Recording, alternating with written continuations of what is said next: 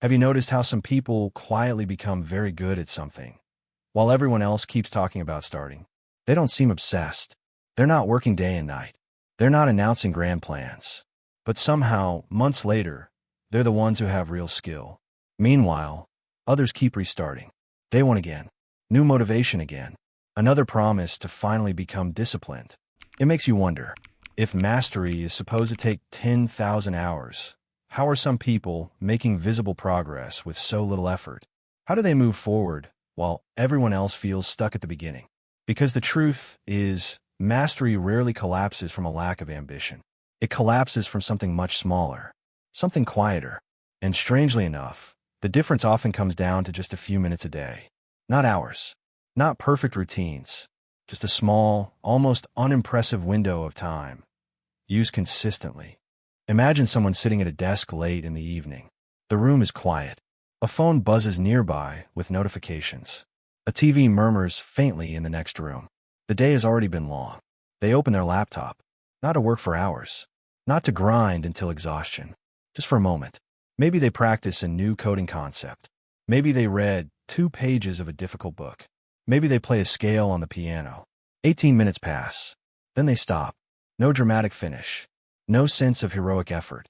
Just a small action, repeated the next day, and the next, and the day after that.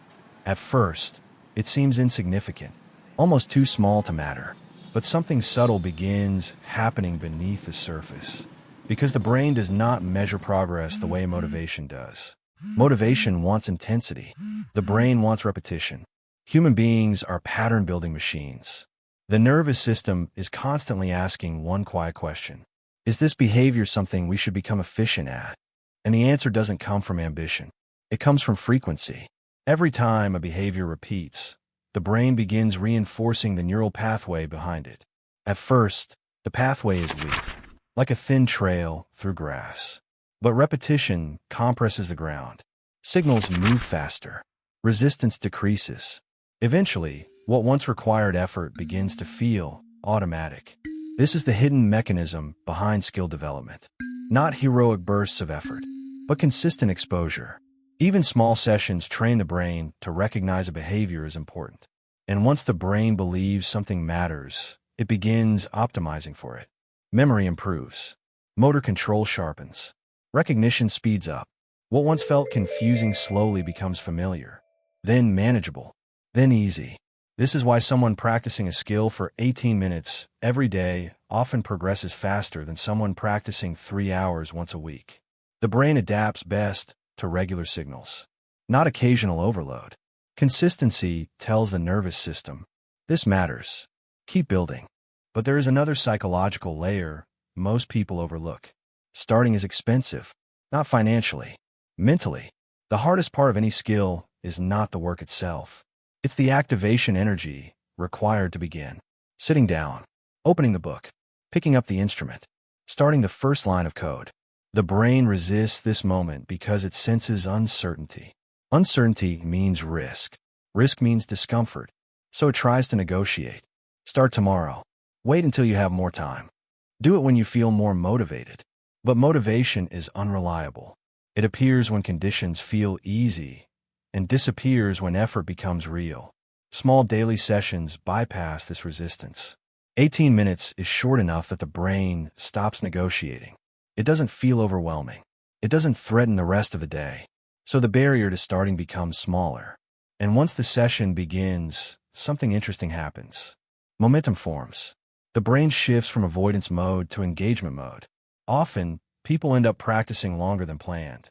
But even when they don't, the habit still strengthens. Because the most important thing happened. They started. Over time, these small sessions compound in ways that are difficult to notice day by day, but obvious month by month. Someone who practices 18 minutes daily accumulates over 100 hours in a year. Quietly. Without burnout. Without dramatic sacrifice. Just steady repetition. And something psychological begins changing. The identity slowly shifts. The person who wants to learn guitar becomes someone who plays guitar regularly. The person who plans to write becomes someone who writes every day. This identity shift is powerful. Because behavior that matches identity requires less discipline. It feels natural. The brain stops debating whether the action should happen. It simply executes. That's when progress accelerates. Not because motivation increased, but because resistance decreased. In adulthood, many patterns form around the opposite behavior. People wait for perfect conditions. More time, more energy, more certainty. But perfection is a delaying strategy. The brain believes large progress requires great effort, so it postpones the attempt until the right moment. The problem is, great efforts trigger large resistance. 3-hour study sessions feel intimidating. Massive routines collapse under real life. Schedules change. Energy drops. And once the streak breaks, the brain resets the pattern. Maybe this just isn't for me. But the truth is usually simpler. The routine was simply too heavy to survive daily life. Small habits survive because they fit inside reality. They tolerate busy days, low energy, unexpected interruptions. 18 minutes can exist even when life becomes chaotic. And that resilience keeps the pattern alive. There's also a strategic advantage hidden inside a small daily effort. Observation. When people practice briefly but consistently, they begin noticing patterns faster. Mistakes become clearer. Concepts connect. Feedback loops shorten. This turns learning into something sharper, more precise. Instead of exhausting themselves in long sessions, the mind gets time to process between attempts. Sleep reinforces memory. Reflection strengthens understanding. The next session builds on yesterday's insight. Skill grows more intelligently. This is the quiet discipline of people who improve quickly. They're not always working harder. They're simply working more often. And the brain rewards frequency. But there's a cost to this strategy, too. A small effort can feel unimpressive. It doesn't produce immediate transformation. No dramatic before and after story appears after a week. And in a culture obsessed with rapid results, patience feels uncomfortable. People want visible progress quickly. Recognition, proof that the effort is working. But mastery grows slowly at first. Like pressure building beneath the surface. Nothing seems to happen. Then suddenly, everything connects. Movements become smoother. Understanding becomes deeper. Confidence appears. From the outside, it looks like sudden talent. But in reality, it's the accumulation of hundreds of small sessions. Moments no one noticed. Minutes that felt too small to matter. The interesting thing about human behavior is that it rarely collapses from lack of knowledge. Most people already know what they want to improve. They know the book they should read, the skill they want to learn, the habit they wish they had. The real obstacle is emotional. Large ambitions create internal pressure. Pressure creates avoidance. And avoidance keeps people stuck at the starting line. Small daily action dissolves that pressure. It lowers the emotional barrier. Instead of asking the brain for heroic effort, it asks for participation. Just show up. Just begin. Just repeat tomorrow. Over time, something subtle but powerful happens. Confidence grows from evidence. Not positive thinking. Not motivational speeches. Evidence. The mind begins collecting proof. I practiced yesterday. I practiced last week. I practice again today. These small confirmations reshape self-perception. The person who once doubted their discipline begins seeing themselves differently. Not as someone trying to change, but as someone already changing. And that psychological shift strengthens consistency even more. Because humans protect identities that feel real. Once the brain believes this is who I am, behavior aligns with it. This is the quiet strategy behind mastery. Not dramatic bursts of effort, but controlled, repeated engagement. 18 minutes may not sound impressive, but repeated daily, it becomes a signal to the brain, an identity signal, a signal to the future version of yourself. I'm someone who shows up, and that signal compounds, week after week, month after month, until the gap between intention and skill begins to close.